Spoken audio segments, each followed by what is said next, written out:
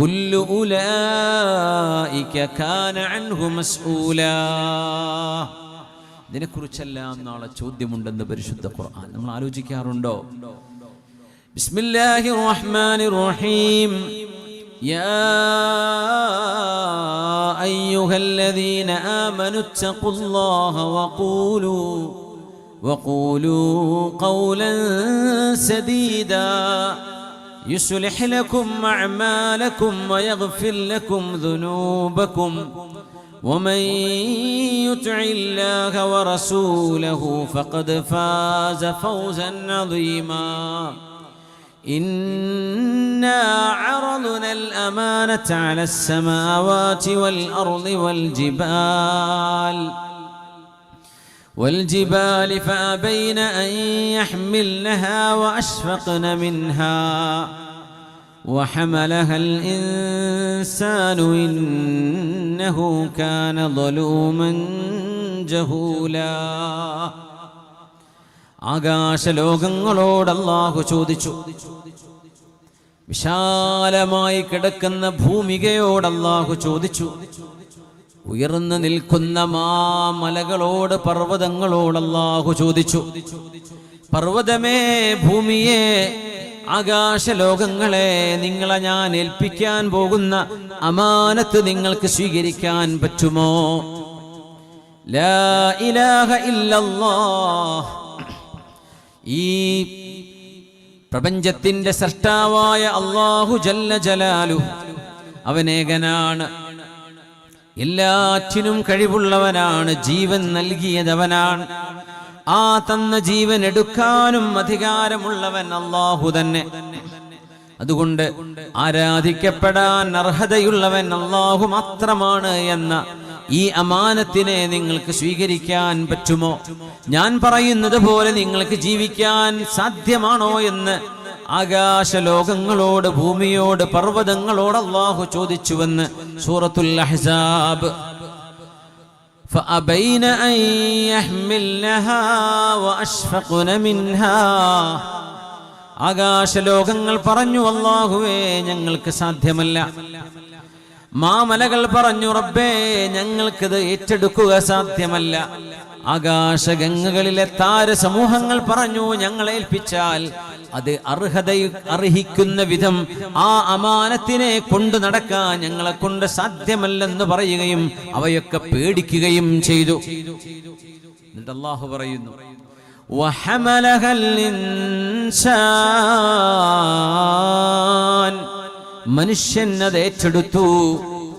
മനുഷ്യൻ പറഞ്ഞു, അല്ലാഹുവേ 5 നേരം നിസ്കാരമോ ഞാൻ ചെയ്യാം, റമദാനിലെ നോമ്പാണോ ഞാൻ എടുക്കാം, സകാത്തും ഹജ്ജുമല്ലേ അതെന്നെ കൊണ്ട് കഴിയുന്നതാണെങ്കിൽ ഞാൻ ചെയ്തിരിക്കും, സത്യം പറയലും ധർമ്മവും നീതിയും സത്യസന്ധതയും വിശ്വസ്തതയുമല്ലയോ എല്ലാം ഞാൻ കൊണ്ടു നടക്കാമെന്ന് റബ്ബിനോട് വാക്ക് പറഞ്ഞ് ഏറ്റെടുത്തവനാണ് മനുഷ്യൻ. അല്ലാഹുവിന്റെ ഒരു സ്റ്റേറ്റ്മെന്റ് കാണാം, ഇന്നഹു കാന ളലൂമൻ ജഹൂലാ.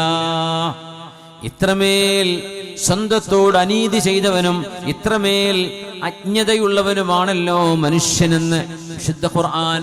ആ അമാനത്താണ് എന്റെയും നിങ്ങളുടെയും കൈകളിൽ കിടക്കുന്നത്. ആ അമാനത്തിന്റെ ലക്ഷ്യപ്രാപ്തിക്ക് വേണ്ടിയാണ് നമ്മൾ ഇങ്ങോട്ട് വന്നത്. ഇവിടെ വന്നത് വീടുണ്ടാക്കാനും കുട്ടികളെ കെട്ടിക്കാനും അല്ല. അതൊക്കെ ജീവിതത്തിന്റെ ഒരു ഭാഗമായിട്ട് അങ്ങ് നടന്നു പോകും. ഇവിടെ വന്നത് തിന്നാനും കുടിക്കാനുമല്ല. അതൊക്കെ ജീവിതത്തിന്റെ അനിവാര്യതയാണ്. നമ്മുടെ ലക്ഷ്യം അല്ലാഹുവിനെ മനസ്സിലാക്കലാണ്.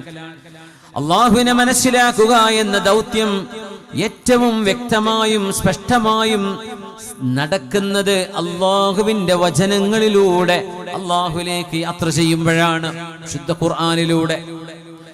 ഇഖ്റഅ ബിസ്മി റബ്ബിക്കല്ലദീ ഖലഖ ഖലഖൽ ഇൻസാന മിൻ അലഖ്.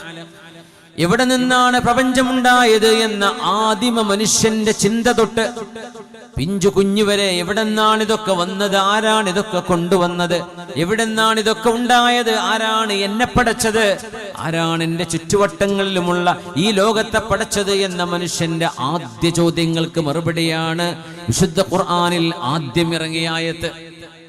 ഇഖ്റ ബിസ്മി റബ്ബിക്കല്ലദീ ഖലഖ്. വായിക്കണേ ബിസ്മി റബ്ബിക്, അങ്ങയുടെ രക്ഷിതാവിന്റെ നാമത്തിൽ. ആ രക്ഷിതാവിന്റെ പേര് പോലും പറയാതെ അല്ലാഹു പറഞ്ഞു, നിങ്ങളുടെ രക്ഷിതാവ് നബിയേ അല്ലദീ ഖലഖ്, അവനാണ് എല്ലാം പടച്ചത്.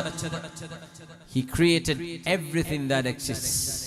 ഈ ലോകത്തുള്ള സർവ്വതും പടച്ചതവനാണ്. അടുത്ത ചോദ്യം, ആരാ എന്നെ പടച്ചത്? ഖലഖൽ ഇൻസാന മിൻ അലഖ്, created man from a drop of blood, from a sensitive drop of blood. മനുഷ്യനെ പടച്ചു ഒരു കൊച്ചു രക്തപിണ്ഡത്തിൽ നിന്ന്. ഇഖ്റ, വായിക്കണേ, വറബ്ബുകൽ അക്രം, അങ്ങയുടെ രക്ഷിതാവ് ദയാലുവാണ്. ദയാലുവിൽ നിന്നല്ലേ കിട്ടേണ്ടത്, ദയാലുവിൽ നിന്നല്ലേ സ്വീകരിക്കേണ്ടത്.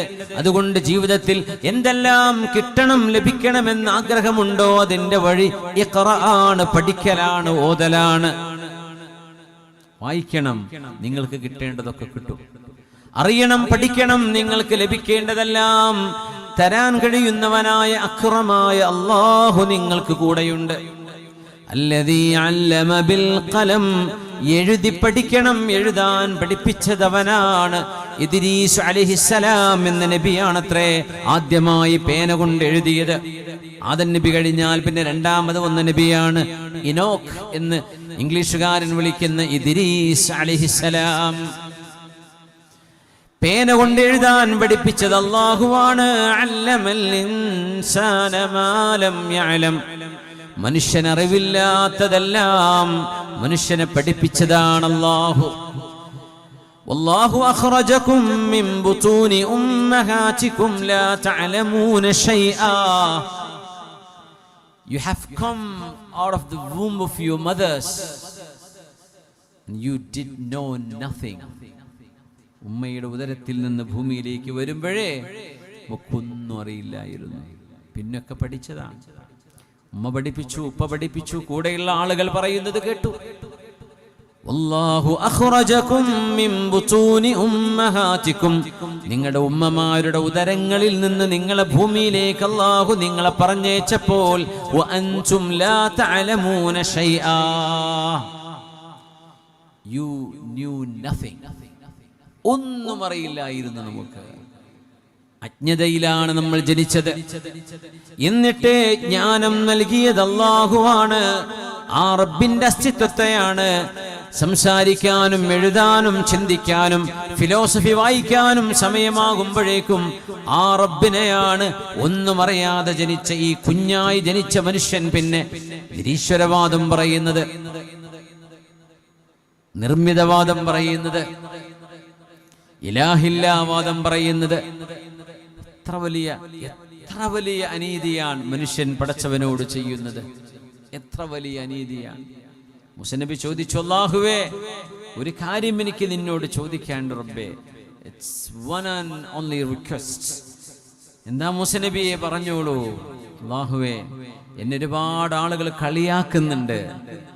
നിന്നെക്കുറിച്ച് ഞാൻ ആളുകളോട് പറയുമ്പോ ബനൂ ഇസ്രായേലുകളിലെ ഈജിപ്തിലെയും സീനാ മരുഭൂമിയിലെയും എന്റെ ശത്രുക്കൾ എന്നെ കളിയാക്കുന്നുണ്ട്, പരിഹസിക്കുന്നുണ്ട് റബ്ബേ.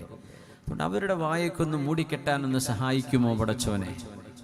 അവരോടൊന്നും എന്നെ കളിയാക്കരുത് എന്നൊന്ന് പറഞ്ഞേക്കണേ. അല്ലെങ്കിൽ അവർക്ക് കളിയാക്കാനും പരിഹസിക്കാനും സർക്കാസം ചെയ്യാനും ഒരവസരം കൊടുക്കാതെ നീ എന്നെ ഒന്ന് സഹായിക്കണേ എന്ന് ചോദിച്ചപ്പോ അല്ലാഹു ജല്ല ജലാലുഹു സയ്യിദുനാ മൂസ നബി അലൈഹിസ്സലാമിനോട് കൊടുത്തൊരു മറുപടിയുണ്ട്. മൂസ നബിയെ, ഞാൻ എനിക്ക് വേണ്ടി പോലും എൻ്റെ സൃഷ്ടികളോട് ചെയ്യാത്തതാണോ നിങ്ങൾ എന്നോട് ചെയ്യാൻ പറയുന്നത്? ഞാൻ പടച്ച എൻ്റെ സൃഷ്ടികൾ എന്നെ കുറിച്ച് പറയുന്നുണ്ട് ഞാൻ അവരുടെ പടച്ചവനല്ല. അവരുടെ വായൊന്നും ഞാൻ മൂടിക്കെട്ടിയിട്ടില്ല മൂസ നബിയെ. അത് മാത്രം നിങ്ങൾ എന്നോട് ചോദിക്കണ്ട. നിങ്ങൾക്ക് ഇത് കേൾക്കുമ്പോ വേദനയുണ്ടെങ്കിൽ പടച്ചവനായ ഞാൻ, ആ രക്ഷിതാവായ ഞാൻ അവരുടെ രക്ഷിതാവല്ലെന്നവർ പറയുമ്പോ എനിക്കെത്ര വേദനയുണ്ട് മൂസ നബിയെ. അതുകൊണ്ട് ഇത് കർമ്മങ്ങളുടെ ലോകമാണ്. ഇത് ശിക്ഷയുടെയോ രക്ഷയുടെയോ ലോകമല്ല. അത് ആഖിറമാണ്. ഇവിടുന്ന് കർമ്മങ്ങൾ ചെയ്യാനുള്ള സർവ്വ പൊട്ടൻഷ്യലും എല്ലാ കഴിവുകളും നമ്മൾ കൊടുക്കും മനുഷ്യർക്ക്. അങ്ങനെ നമ്മൾ നോക്കുകയാണ്, വീക്ഷിക്കുകയാണ് അവരെന്തൊക്കെയാണ് ചെയ്യുന്നത്, എവിടെയൊക്കെ പോകും, എന്തൊക്കെ അവർ പാടും, എന്തൊക്കെ അവർ പറയും, എന്തൊക്കെ അവർ സംവിധാനിക്കും, എന്തൊക്കെ ചിന്തകൾ, വിഷവിത്തുകൾ അവരുടെ കലകളിലും സാഹിത്യങ്ങളിലും എഴുത്തുകളിലും സിനിമകളിലും കുത്തിക്കയറ്റി മനുഷ്യന്റെ മനസ്സിനെ മലിനമാക്കാൻ എവിടം വരെയൊക്കെ അവർ പോകുമെന്ന് നാം നോക്കുകയാണ്. മുസനബിയെ നോക്കണേ, എത്ര വലിയ ധിക്കാരമാണല്ലേ മനുഷ്യൻ അള്ളാഹുവിനോട് ചെയ്യുന്നത്. അള്ളാഹു നമ്മുടെ പടച്ച രക്ഷിതാവ് എന്റെ രക്ഷിതാവല്ല എന്ന് പറയുന്നത്, ഉദാഹരണം സ്വന്തം ഉമ്മയോട് നിങ്ങൾ എന്റെ ഉമ്മയല്ല എന്ന് പറയുന്നതിനേക്കാളും ഗൗരവമല്ലേ അത്? ഉപ്പയോട് നിങ്ങൾ എന്റെ ഉപ്പയല്ല എന്ന് പറയുന്നതിനേക്കാൾ. ഒരു കുഞ്ഞിനോട്, ഒരു കുഞ്ഞ് മാതാപിതാക്കളോട് ഇങ്ങനെ ഒരു വർത്തമാനം പറഞ്ഞാൽ അതുണ്ടാക്കുന്ന ആഘാതം എത്രയാണെന്ന് ആലോചിക്കുമ്പോഴറിയാം. ഇതൊക്കെ പടച്ച ഖാലിഖായ അല്ലാഹു, ഇഖ്റ ബിസ്മി റബ്ബിക്കല്ലദീ ഖലഖ്, read in the name of your lord who created.